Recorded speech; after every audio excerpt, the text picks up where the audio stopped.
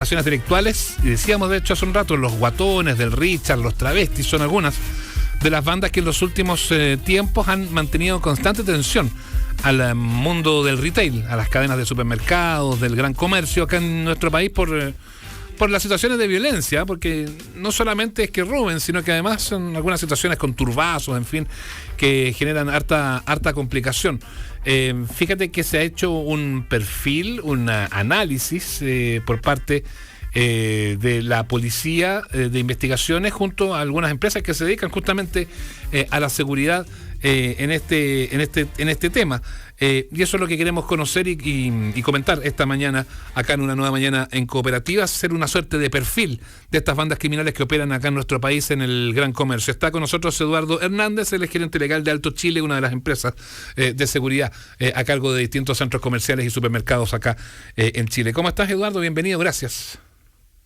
Buenos días, Sebastián. Muchas gracias por la invitación. Bueno, es bien llamativo y gracias a los mismos registros de estas grandes cadenas se ha podido ver el actuar, el modus operandi en base a ya no es que van y roban nomás, sino que son muy violentas las acciones que se cometen, ya no con dos o tres personas, sino que muchas veces con grupos bien grandes. Tal cual como mencionaba inicialmente, hemos podido detectar el incremento de la violencia. Mira, es bien interesante lo que ha sucedido desde lo que hemos podido analizar en Alto. Alto, tú ya lo anticipabas, es una empresa que está orientada a la protección de activos y a proteger también a personas y a marcas de empresas de retail y empresas de supermercados principalmente.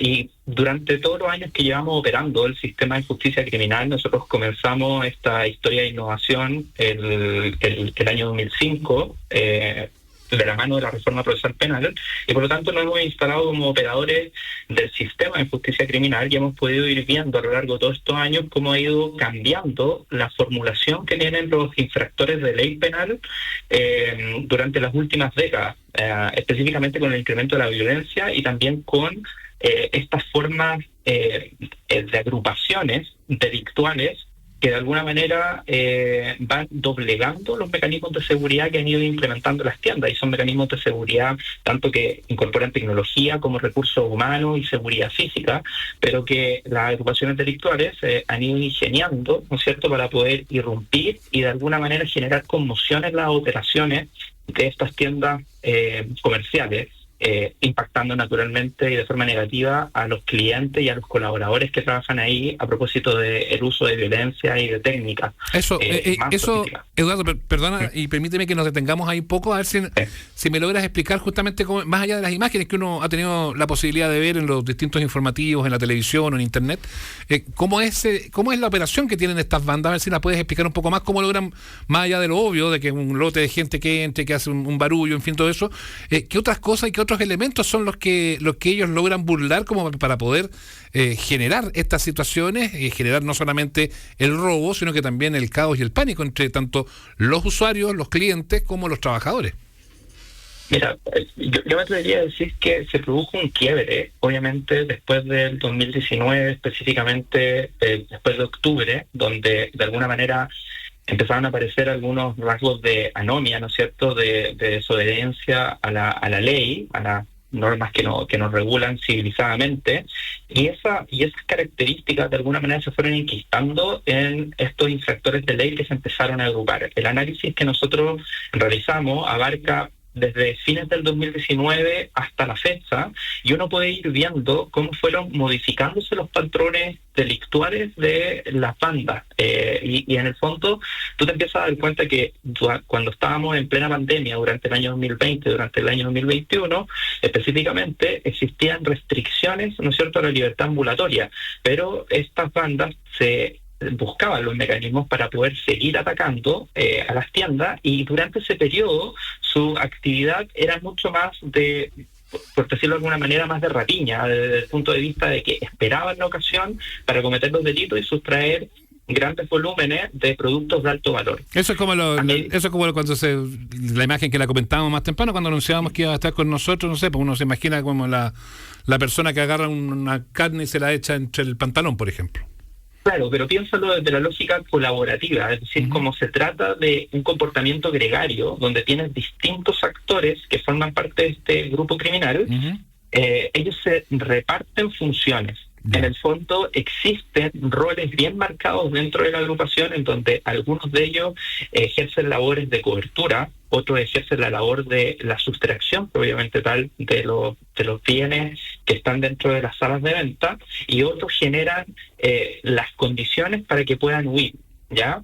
Y a medida que fue avanzando el tiempo y que se fueron de alguna manera relajando las medidas de restricción ambulatoria, ya ha entrado el año 2022 y el año 2023, empezamos a ver que, dado que empezaba a existir mayor afluencia de público en las tiendas, obviamente esa congestión generaba situaciones en donde estas bandas, para poder seguir cometiendo el delito de sustracción, empezaron a incorporar mayor violencia en su actuar. Y esa violencia se podía manifestar en estos episodios como de carrazos que tú mencionabas, y también en episodios en donde ciertos integrantes tenían el rol específicamente de ejercer violencia o intimidación en contra de guardias de seguridad o en contra de colaboradores, e incluso en algunos casos afectando a los clientes. Claro, esos son los que están gritando, amenazando, algunos disparando arriba, otros de frentón agrediendo, golpeando. Esos son los distintos roles. Unos roban, otros intimidan, otros generan las condiciones de escape. ¿De cuántas personas estamos hablando que participan en un robo de estas características?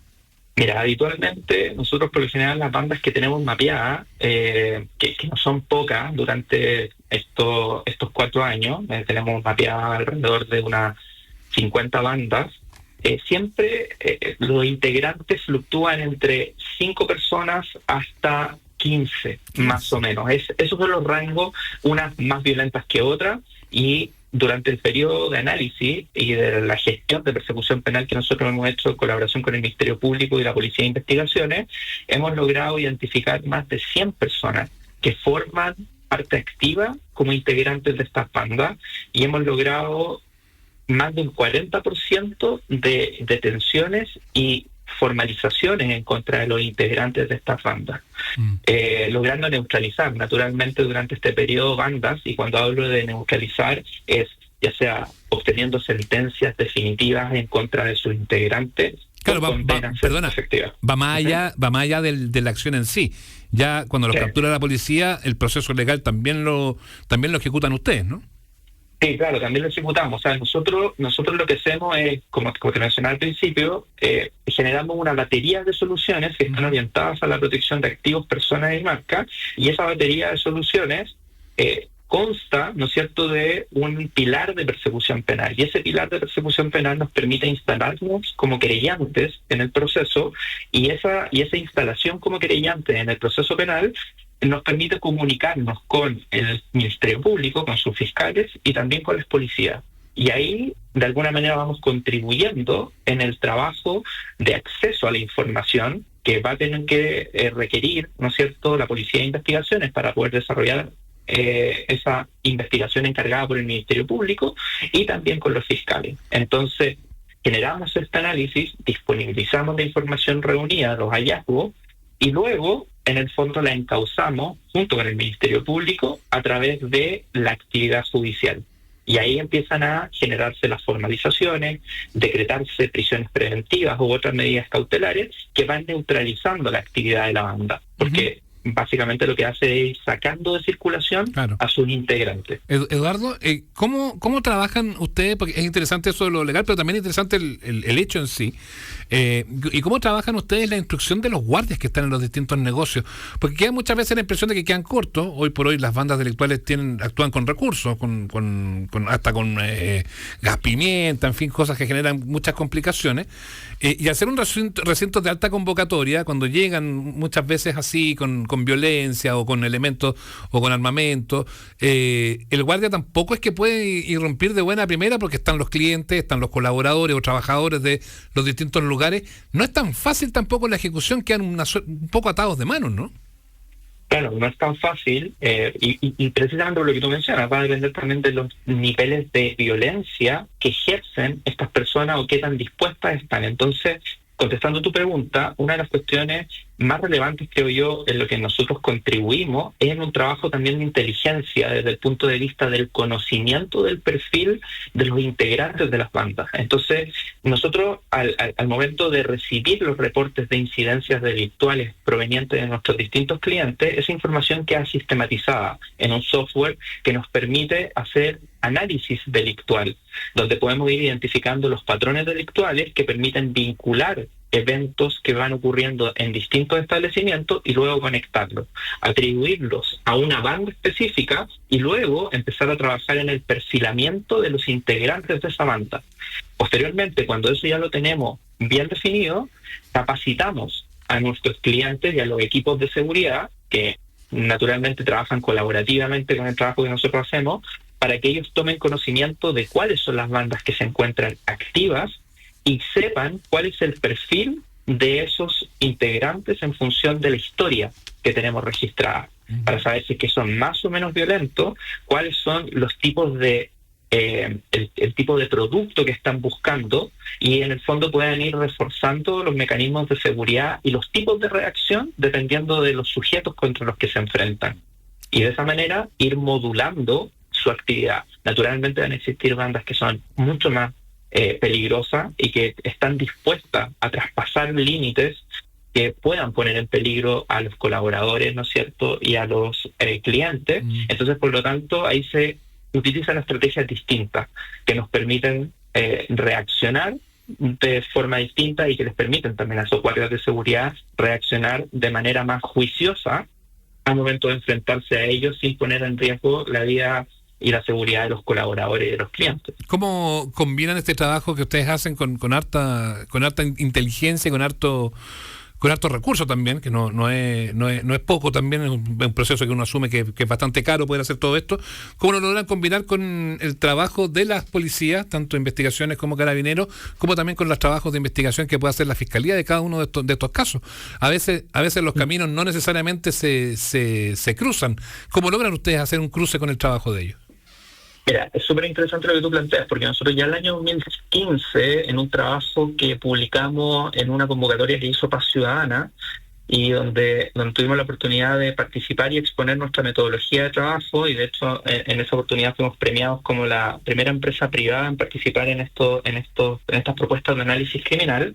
Lo que nosotros logramos identificar es que existen nudos críticos en el sistema, y esos nudos críticos del sistema de justicia criminal están particularmente en los puntos de conexión entre lo que se denomina como agentes operativos y el Ministerio Público. Los agentes operativos van a ser las policías, que son auxiliares del Ministerio Público en la labor de investigación.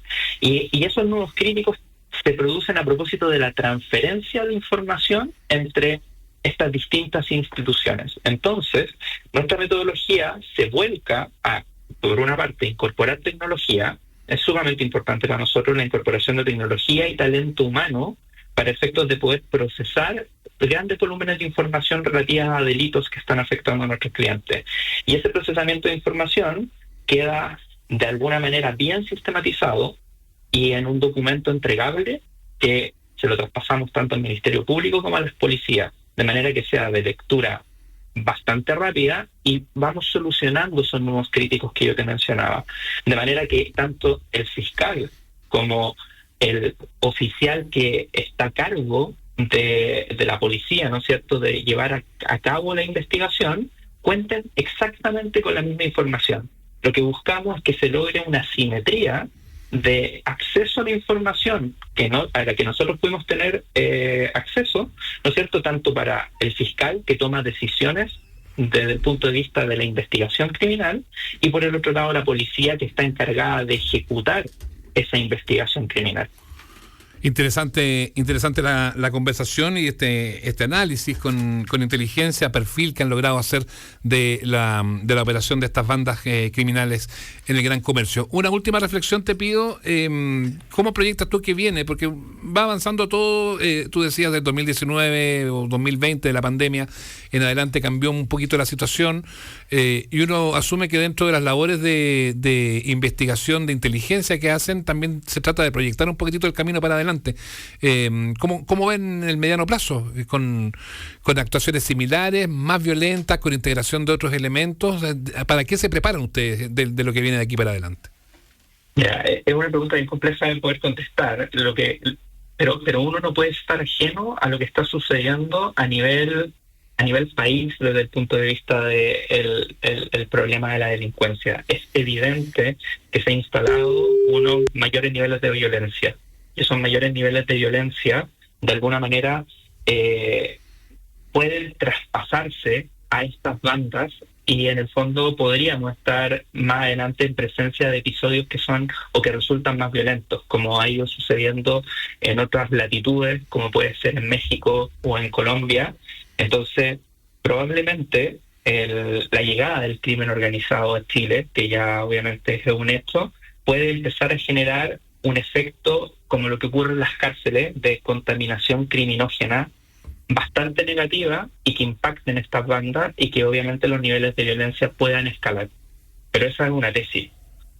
Claro, habrá que ver qué es lo que si esa tesis se traspasa y bueno, cómo se ejecutan también las distintas labores que desde la inteligencia y la seguridad se ejecutan para poder contener estas situaciones. Interesante conversación con Eduardo Hernández, gerente legal de Alto Chile esta mañana, a propósito de este perfil de las bandas criminales que operan en el gran comercio. Gracias, Eduardo, por esta conversación acá con Cooperativa. No, gracias a ti, Sebastián, por la invitación. Que tengas un buen día. Igualmente.